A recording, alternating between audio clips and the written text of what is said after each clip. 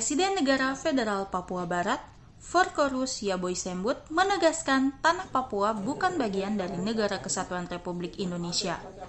Untuk itu, pemerintah Republik Indonesia segera menarik semua pasukan organik dari wilayah negara Federal Papua Barat.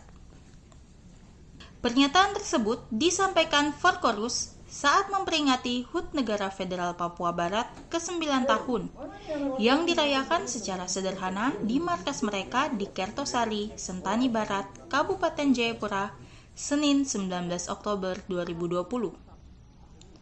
Presiden Negara Federal Papua Barat mengatakan ia telah mengirimkan surat yang disertai dengan proposal kepada Presiden Jokowi pada 7 Oktober 2020 lalu yang isinya menjelaskan bahwa Papua bukan termasuk dalam Negara Kesatuan Republik Indonesia. Dirinya berharap pemerintah Indonesia mau membuka diri untuk melakukan perundingan dengan negara Federal Papua Barat guna penelusuran sejarah Papua. Forkorus menambahkan, waktu yang diberikan kepada pemerintah Indonesia untuk melakukan perundingan guna pembahasan terkait proposal negara Federal Papua Barat hingga tahun 2021. Bila perundingan tidak terjadi, maka langkah yang akan ditempuh pihaknya yaitu melanjutkan ke negara-negara Pasifik. Ikuti selengkapnya wawancara jurnalis paraparatv.id bersama Presiden Negara Federal Papua Barat, Forkorus Yaboy Sembut, di program Papua Bicara. Saya umumkan hari ini secara resmi kepada pemerintah Indonesia bahwa dengan adanya proposal lengkap saya kemarin dikirim tanggal 7 Oktober 2020 yang dimana ditujukan kepada Presiden Jokowi, berarti Pak Presiden Jokowi sudah tahu NRPB wilayah hukum kedaulatannya itu adalah wilayah mantan kolonial Nederlands New Guinea atau bahasa Indonesianya Papua Belanda. Sedangkan Indonesia wilayah kedaulatan hukumnya, hukum kedaulatan negaranya adalah Netherlands East Indies atau Hindia Belanda. Saya sudah beritahukan. Karena itu kita berunding. Ini sudah sesuai dengan asas-asas dekolonisasi hukum internasional. Saya sudah kasih tahu Pak Jokowi.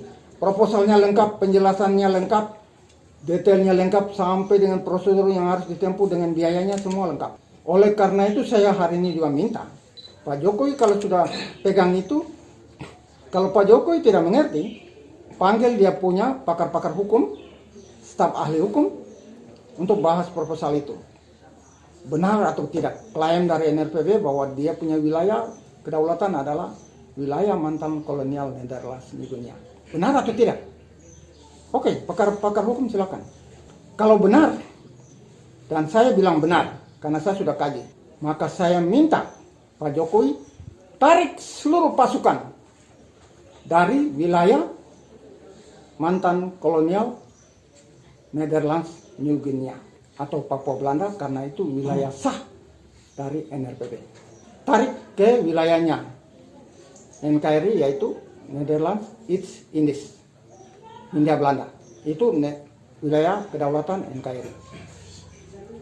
Tarik dari wilayah kedaulatan NRPB.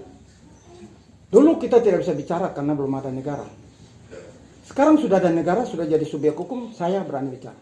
Karena itu saya minta, kalau Pak Jokowi tidak tarik, berarti kalau tentara dan polisi Indonesia membunuh orang Papua mulai tanggal hari ini, 20 Oktober 19 Oktober 2020 ada tangkap bunuh orang Papua karena sengketa wilayah kedaulatan, Pak Jokowi siap tanggung jawab. Saya tuntut. Saya minta Pak Jokowi sebagai Panglima tertinggi atas TNI dan Polri, itu kepala negara sebagai Panglima tertinggi, dia harus perintahkan, karena sudah dapat proposal, sudah jelas semua, sudah jelas, tidak ada yang kurang. Kalau dia tidak mengerti hukum, panggil pakar hukumnya. Sudah mengerti hukum, baru paksakan dengan kekuatan militer, ini kesalahan, dan terjadi pelanggaran kemanusiaan, pengorbanan banyak, Pak Jokowi punya tanggung jawab. Saya tidak bisa tuntut Kapolda, Pangdam, tidak. Panglima TNI, tidak. Panglima tertingginya siapa? Itu yang saya akan tuntut. Seperti itu. saya akan tuntut kepada Pak Jokowi. Karena proposal lengkap dia sudah terima. Kalau dia masih izinkan tentara dan polisi bunuh-bunuh orang Papua yang berjuang merdeka, Pak Jokowi siap tanggung jawab. Dia harus baca saya punya proposal itu baik-baik. Kalau dia buang, dia bakar, dia punya salah sendiri. Itu yang saya tegaskan di sini. Yang terakhir, saya ucapkan terima kasih kepada seluruh masyarakat yang merayakan Hari Kebangsaan yang ke-59 dan juga Hari Pemulihan Kemerdekaan yang ke-9. Saya sampaikan salam hangat dan ucapan terima kasih kepada seluruh masyarakat Papua. Ini dalam rangka peluruskan sejarah. Dan selalu saya ucapkan selamat ulang tahun bangsa Papua yang ke-59 dan selamat ulang tahun pemulihan kemerdekaan yang ke-9 tahun. Itu ada range waktu nggak ya? Iya, deadline. Di proposal saya sudah tulis. Kami tahun 2021 kami sudah ke Pasifik. Berarti antara 19 Oktober hari ini 2020 sampai dengan tahun depan waktunya cukup banyak. Untuk Indonesia banyak toh. Untuk Indonesia apa? Itu harus dijawab ya. Ya, mau jawab atau tidak tergantung dari Indonesia. Kalau tidak jawab ya saya keluar. Karena saya tidak bisa tahan lagi. Orang Papua sudah banyak dibunuh, jadi tidak bisa. Jawab atau tidak ada urusan. Yang penting prosedurnya kita penuhi secara formal.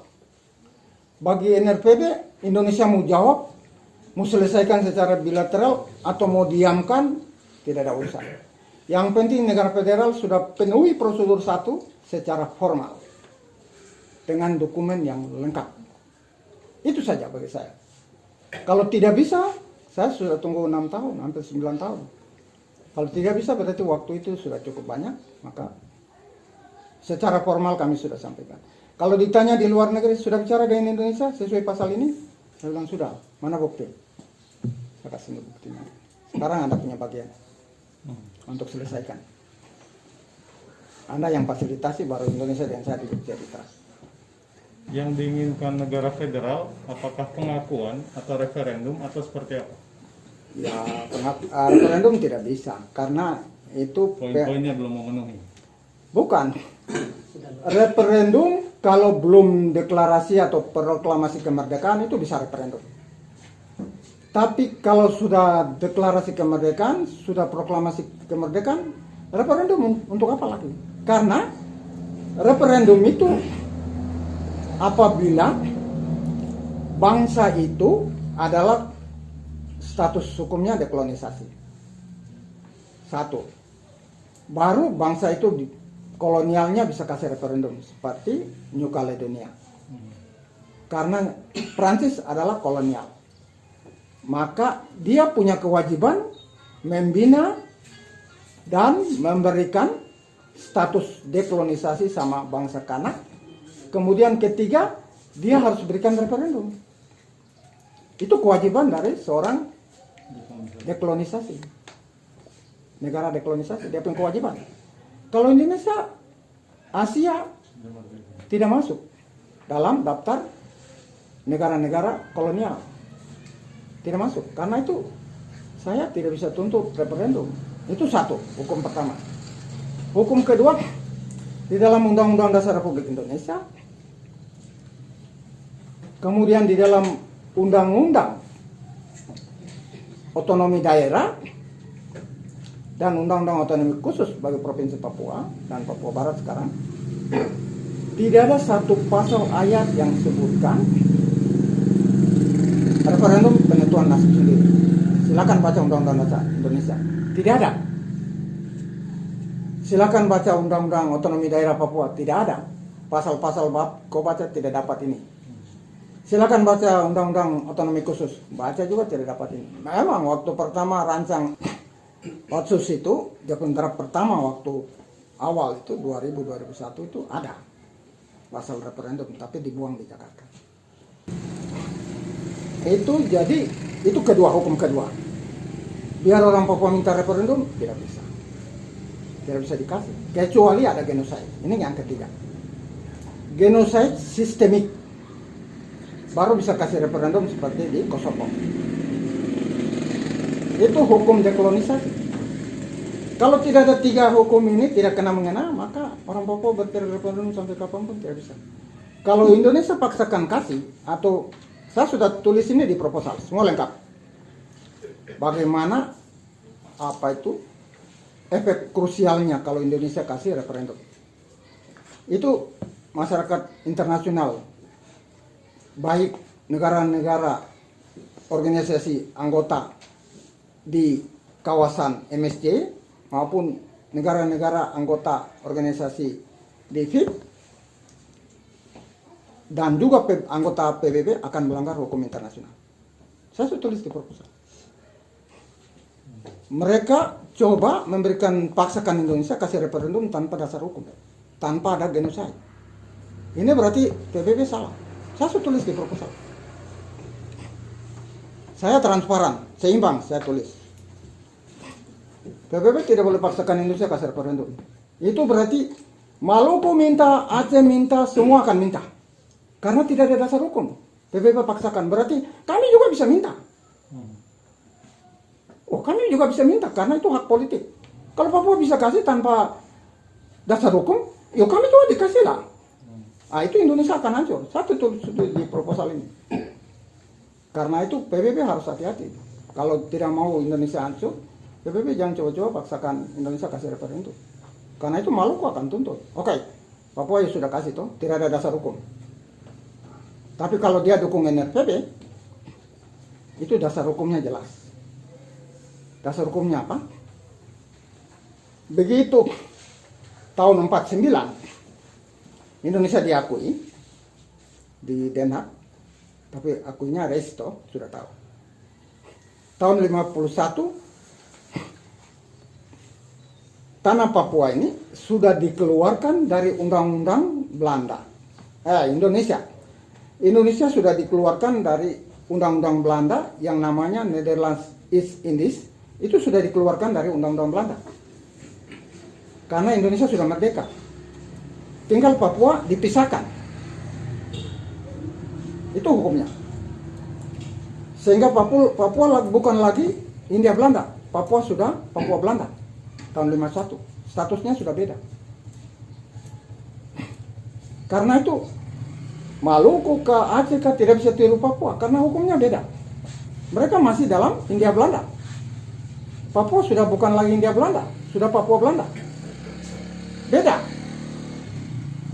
Di sinilah perbedaan. Sehingga kalau PBB mau paksakan referendum, itu Indonesia hancur. Saya sudah tulis di proposal. Sudah kirim ke luar negeri semua. Kau kasih semua disebarkan ke Pasifik. Oleh karena itu saya bilang Vanuatu jangan paksakan. Kamu negara anggota PBB, jangan hancurkan sesama negara anggota PBB punya wilayah kedaulatan. Itu dilarang oleh piagam PBB. Saya jujur saja, saya orang hukum dan saya jujur. Karena itu Vanuatu siapakah tidak boleh paksakan referendum. Paksakan berarti melanggar kedaulatan wilayah Indonesia. Merusak, menghancurkan. Berarti kau melanggar piagam PBB.